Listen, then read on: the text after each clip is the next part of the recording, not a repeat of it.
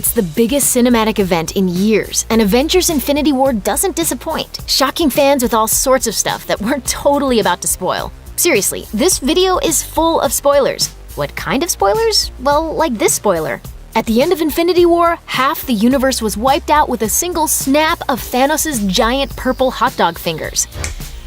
But considering the deaths were supposedly random, fans couldn't help but notice that all of the founding Avengers somehow survived.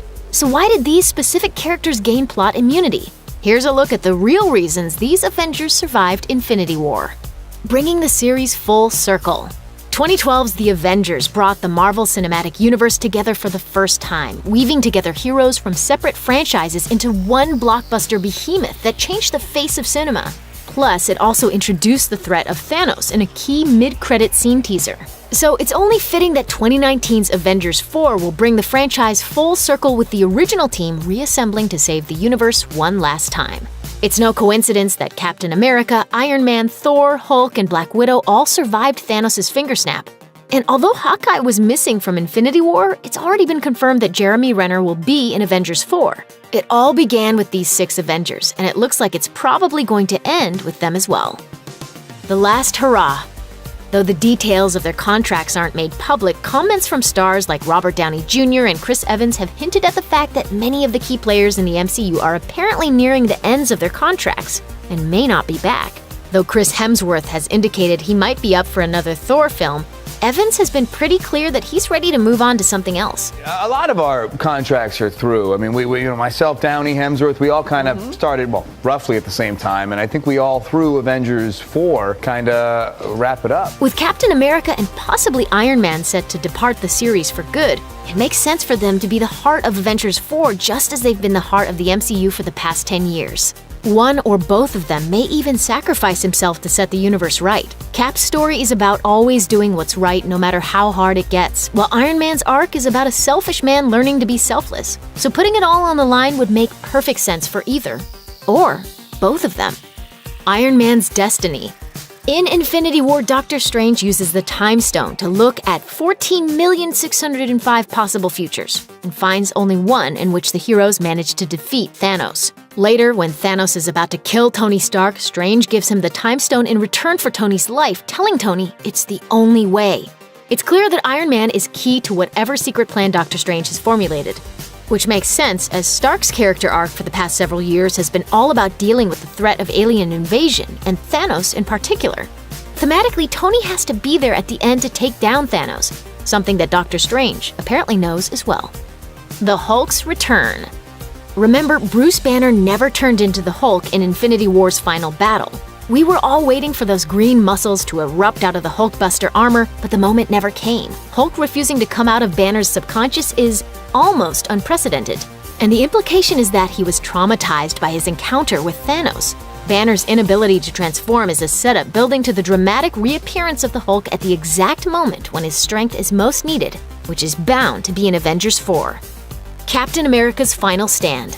One of the most iconic moments in the original Infinity Gauntlet comic book is when Captain America, just a regular guy from Brooklyn, stands up to Thanos, a death god with power of reality itself. Cap knows he can't win, but he stands against Thanos anyway because it's the right thing to do. You just don't know when to give up, do you? I can do this all day. It's one of the most iconic Captain America moments of all time, and while it's briefly alluded to in Infinity War, it would be a real shame if we didn't get to see the whole showdown in Avengers 4. Black Widow's redemption. Much of Natasha Romanoff's MCU backstory remains a mystery, but we know she's trying to atone for the sins of her past, as she put it in Avengers. I got red in my ledger. I'd like to wipe it out.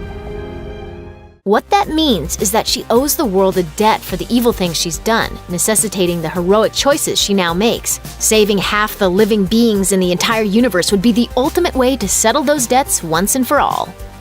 War Machine's connections. Of the official Avengers who survived the finger snap, War Machine is the only non-founding member, so why is he still around? Well, besides being one of the earliest heroes in the MCU, he's also a key government liaison. Sure, he disobeyed orders by not arresting Cap's team when they came to him for help in Infinity War, but with his military and political experience, he can probably smooth it over and get the Avengers the kind of help they'll need now that Nick Fury and the remaining S.H.I.E.L.D. hierarchy have been turned to dust. Rocket's family. One of the most shocking things about the end of Infinity War is that all of the Guardians of the Galaxy die. All of them, that is, except Rocket.